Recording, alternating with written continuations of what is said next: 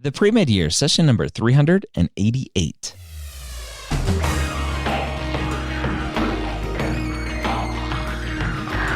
Hello, and welcome to the Premed Years, where we believe that collaboration, not competition, is key to your success.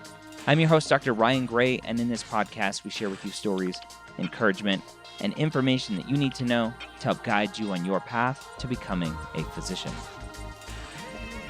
Welcome to the Premed Years. Thank you so much for joining me.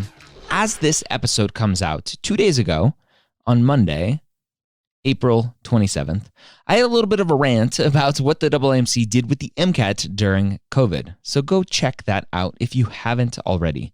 Premed.tv is where you can find me on YouTube. Again, premed.tv. I have an awesome guest today that I think you are going to like a lot.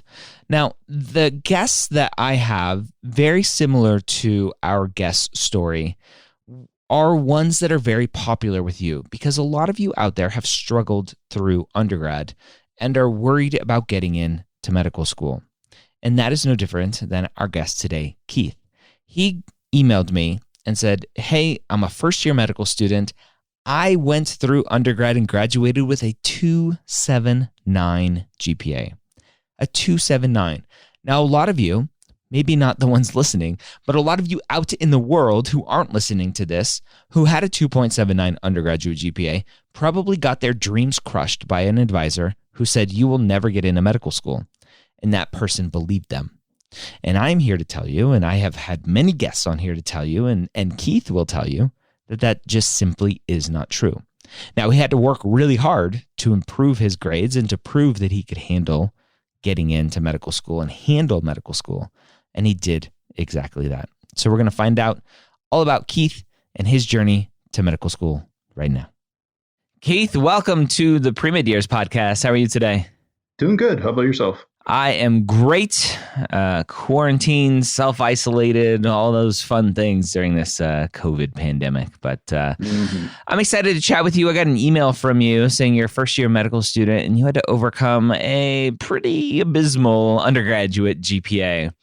Let's start the conversation with when you first realized you wanted to be a physician, because I'm excited to hear if that undergraduate GPA was part of your pre-med process or not. It was part of my pre-med process. So I kind of wanted to always go into the medical field. My mom is a pharmacist, and I had always been in the hospital growing up as a kid. And I went to school for biochemistry, and I got there and I flopped. You know, it was hard. You know, I didn't put in the work and did well in high school, and didn't do what I needed to do when I got there, and I got smacked. Yeah. Did you start undergrad thinking about pharmacy, becoming a pharmacist? Because biochemistry fits with that pretty well. I didn't know. I was kind of between pharmacy and medicine. Okay. In PhD route. I didn't really know what I wanted to do. And I think that confusion really, being misguided didn't help me at all. Yeah. It didn't really set me up for success. Yeah. I talk about that a lot with having your plan A and not having a plan B. You kind of had all of these plans out there and you're like, I don't really know. So without having that clear goal in mind, the why in mind, it sounds like you were just not motivated to do what you needed to do to get to that point because you didn't know what that point was. Yeah. And I was just kind of bumbling along for the first couple of years.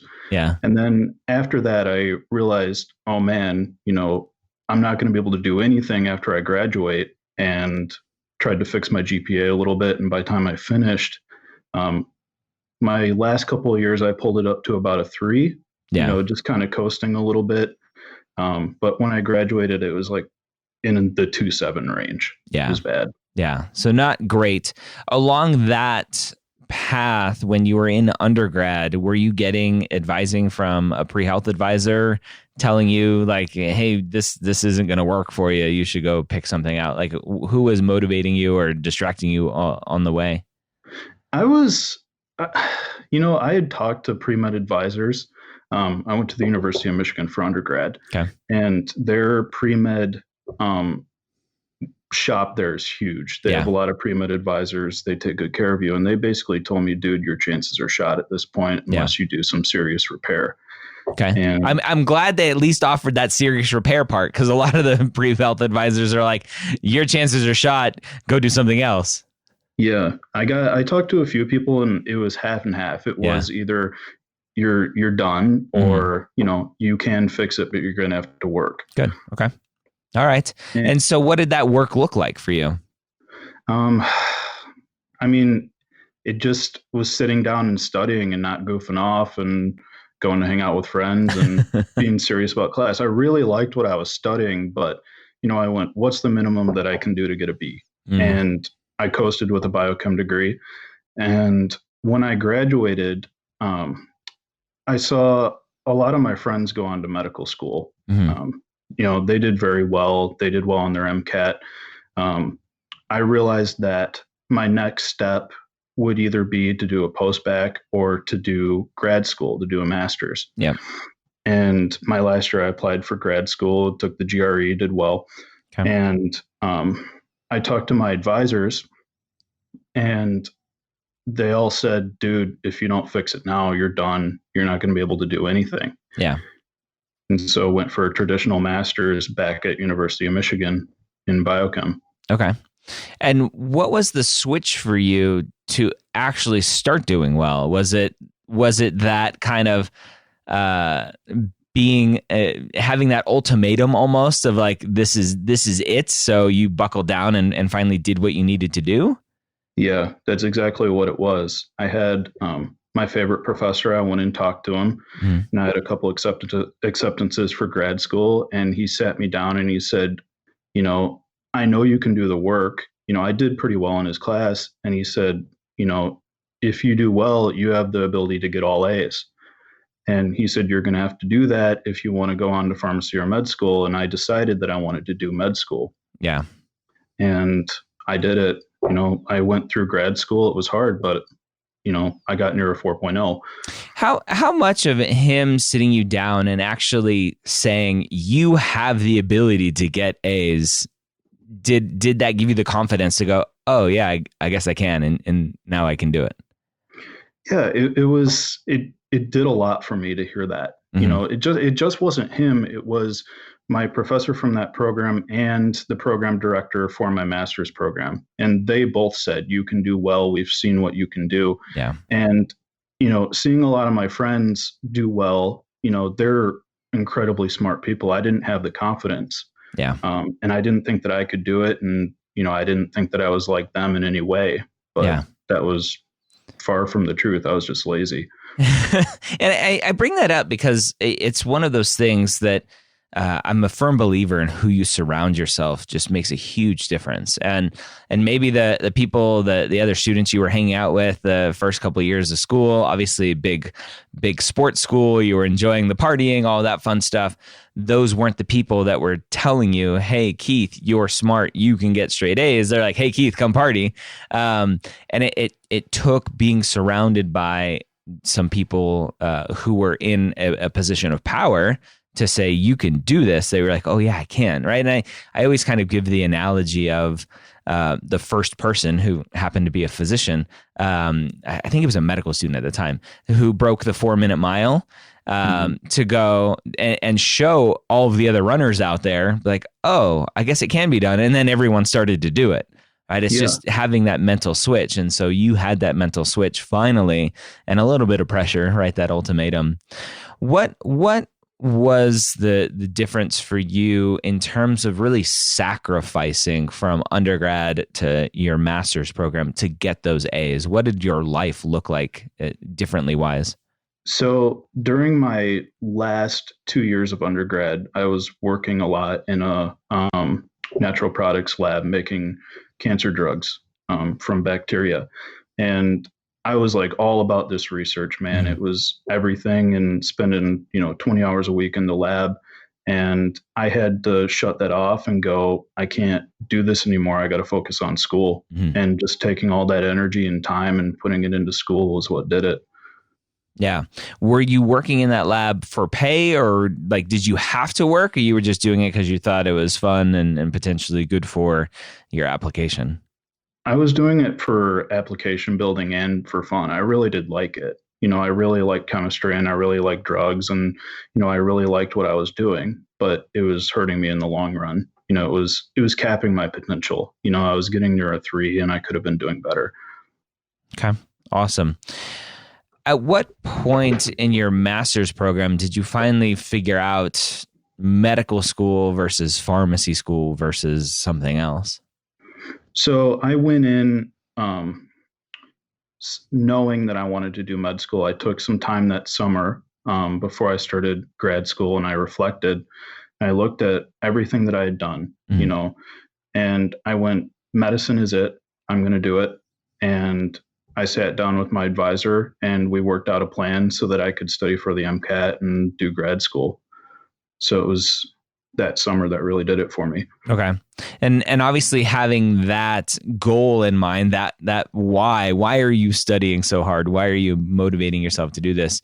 You finally had that one clear picture, which I'm assuming helped a lot as well. Yeah. And it was during that summer too that I started listening to your podcast because I started to go, okay, is this possible in my situation? Yeah. And I started listening and you were having people that had done GPA repair and had done post-bacs and master's programs. And I didn't listen to the part of doing a traditional master's. Yeah. It's, from my experience, it's been a post-bac usually sets people up better than a traditional master's.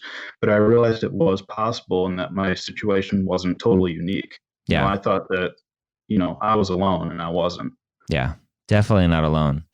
So you went on your journey, you're in your master's program, you're buckled down, you're doing well. What was the MCAT like for you?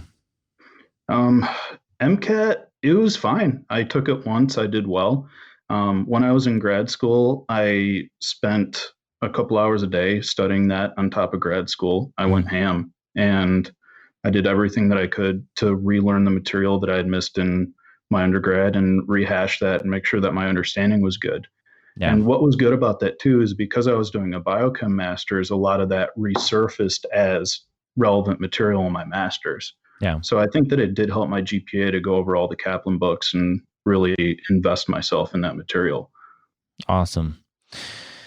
When it came to applying to medical school, when you're trying to figure out what school should I apply to, obviously with a poor undergraduate GPA, with a really good master's GPA, how did you figure out what schools would even give you a shot? So in Michigan, they tell you that if you do a master's, a couple of the schools will take a look at you after a certain credit count, either 16 or 20 credits. Yep. And I went, okay, I can apply to these schools and they'll look at me and take me seriously. My MCAT was good enough, and I went, I'm going to apply DO as well, because to me, growing up in Michigan, we have MSUCOM and having all the DOs around me, it really didn't make a difference. It was MD or DO, who cares? Yeah, it's interesting to have that one example of obviously a really large state school that has both a human medicine. It's funny they call it human medicine, but an MD program and a DO program basically on the same campus.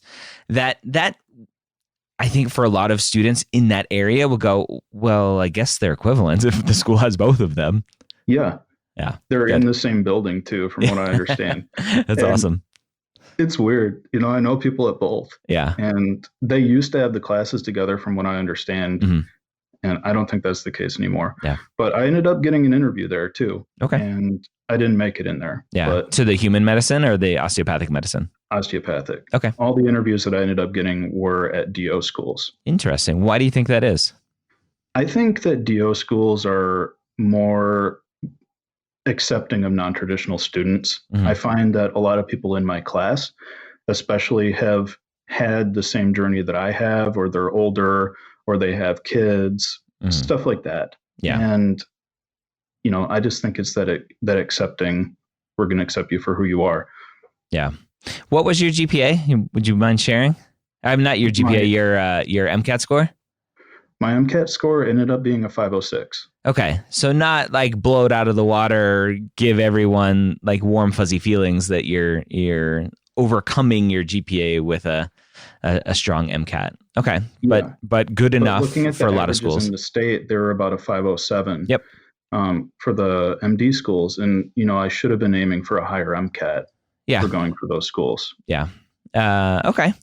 So you applied to medical schools. Did you reach out to any beforehand and have conversations with them to say, hey, here's who I am. Here's what my undergraduate GPA is. Here's what my master's GPA is. What did those conversations look like, and why were you reaching out to begin with? Yeah, I did. I reached out to MSUcom. I went and visited them. I reached out to a couple of the other MD schools and toured them and talked to program directors.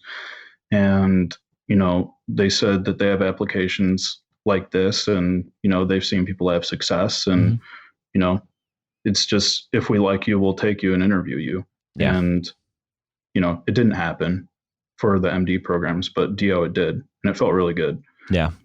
Do you think there was something different in your application that, besides the non-traditional aspect, do you think there was something in your application that osteopathic schools potentially grabbed onto a little bit more? I don't know. I think my focus is really family medicine is what I want to do. And, a lot of people go, ew, family med. But it's that, yeah, it's weird, right? I felt, I kind of feel at home. And I don't know what it is, but I felt like I really clicked with that philosophy. I like working with my hands. I have no idea what it was. Maybe I'm a hippie. Who knows? I have no idea. Yeah. Yeah. But it worked. How many interviews did you end up going on? 3. 3 interviews. So yeah. I had NYIT, MSU, and ARCOM. Okay. And how did you prepare for those interviews? Well, I'm looking behind you. I read the interview book that you wrote, which was awesome. Great. And I had a couple of friends. One of them, when she got her first interview, I got that book for her because it helped me a lot. And she ended up getting an acceptance. Nice. And it helped me a lot. Awesome. I'm glad it helped. What do you think it helped with? I think it helped ease my fears of going into a situation where I didn't feel comfortable. And some of the things that you talk about are talking about hiccups that you've had and overcoming some of your background. Yeah. And for me, it was a lot about just owning it, moving on, saying, I'm going to be an adult about this and accept who I am. Yeah. What'd you learn from it? Strengths of your app. Yeah. When you got your first acceptance, what was that like? Oh my God. I was bouncing off the walls. I was just going completely nuts. Called every person that I knew. I was just, it felt like Christmas, Christmas on steroids. It was great. Who was the first person you called? I was with my girlfriend, now my fiance. Yeah. And she had just pulled in the driveway, and I was on the phone with the admissions director who had just called me. Holy crap, I just got in. Holy crap. And we were just like dancing in the driveway. It was great. That's awesome. At the end, you went on 3 interviews. How many acceptances did you end up with? 1. Just the 1. What do you think happened at the other schools? MSUcom, I interviewed late at all of these places. I interviewed February. Okay. January, February. My first interview was NYIT. I wasn't confident. I talked a lot about my blunders. I felt I got tunnel vision when I got pulled into the interview. Yeah. I know I flubbed it. Yeah. MSUcom, I have no idea. It just might have been when I interviewed. It was either my performance or whatever. And ARCOM, I did fine. So. Yeah. Why do you think you interviewed so late? When did you actually submit your applications? June. Okay. So you submitted early. Yeah. Okay. I think it was just, and then I applied to ARCOM late. I applied to ARCOM and NYIT pretty late. And that was like October to December I applied to those. Okay. And when you say you applied, so just for the student listening or watching this, you mean you added those schools to your application, right? Yeah. Okay. I'd already filled out a COMIS and then I forwarded the application to them. Yeah. Okay. Now, just probably my assumption, a lot of schools will get all of their applications and look at them and kind of rank them and sort them by GPA, by MCAT. Obviously, with your weak undergraduate GPA, your good but not stellar MCAT score, you're probably just further down the list by the time they got to you. It was just later in the cycle. But obviously, they had slots. You got those interviews and you got the one acceptance. When you finally got that acceptance, what was the time between when you graduated undergrad to when you actually started medical school? It was a couple of years. Yeah. I think it was 2 years. Yeah. How many credits did you end up taking in your master's program? 30. I think it was 30. So good chunk. 2 years worth, it sounds like? It was a year program. Oh, so wow. It was pretty heavy. A lot of them are like that in a year. So. Okay. All right. Pretty heavy there. Okay. And you said you're interested in family medicine. Do you think that'll change as you go through medical school? What are you thinking will happen during medical school? I'm all over the place, man. Yeah. I'm just like, everything looks good to me right now. I love everything. Mm-hmm. And a lot of my faculty are family. They really push for that. And I'm also interested in stuff like psych. And whenever I bring anything else like that up, they're like, oh yeah, you do that in family or you do that in internal, Yeah. And I'm just saying that as the default for now, because, you're a jack of all trades. And that's what I like about that, but we'll see. Yeah. We'll see. With the COVID pandemic going on right now, almost every school is kind of out at this point and doing distance learning. How has your school adjusted to that? How have you adjusted to distance learning? So they moved us totally online, and it's kind of an adjustment. Not really. You sit behind a computer 24/7, basically in med school. That's your life. And I came home. And I think that's the biggest change is just coming off of campus and coming home. They told us just go home. All of our exams are online. They moved them open book because they basically said, we know the test scores are going to go up. Wink, wink. It's just, it is what it is. It is what it is. Yeah. So it feels really disjointed. OMM, we can't really practice. So I've been grabbing people that are around me and it's like, hey, let me try this technique on you. My doctrine class, I can't really do much with that. Yeah. So I feel like I'm missing out a little bit, but at least I'm not in third or fourth year where I'd be hurt on rotation. Yeah. Yeah. Medical schools are scrambling to figure out what they're going to do with those students to meet the requirements for graduation and all that fun stuff. So I do not envy students at this point in the middle of med school, having to adjust to this. Every student, even in undergrad, they're adjusting to this new life that will hopefully be temporary for just a couple months. So, hopefully. Oh, Keith, I appreciate your time and you sharing your story. For the student listening to this who struggled in undergrad but knew that they wanted to go to medical school or knows that they want to go to medical school, for the student in undergrad who's being told like your chance is shot, or your chance is shot, you're going to have to do a lot of repair. What words of wisdom do you have for them as they go on their journey? I think you got to sit yourself down and ask yourself, do you really want to do this? And that's what it took for me, is it took that time being grounded out of school to realize this is what I wanted and this is what I'm going to have to do to be successful. And you can be successful. You can get interviews. You can be interviewed at good places if you put in the work. You can do well on the MCAT. But overcoming that is going to be hard. It's going to suck, but you can do it. All right, so there you have it. I hope that was helpful for you.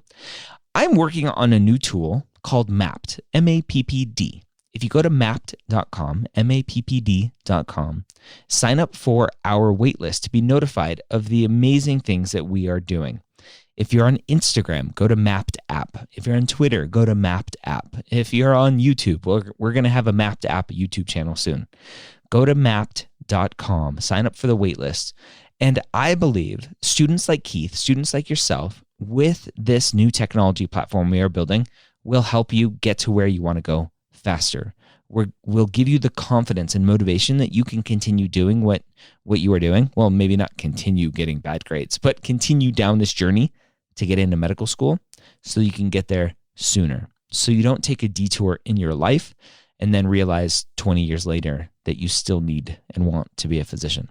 So go to mappd.com, mappd.com, sign up to be notified of all the amazing things we are doing, and go follow us on Instagram as well at mapped app. Hope you have a great week. Hope you are staying safe during these COVID times. And I hope to see you next time here on the Premed Years.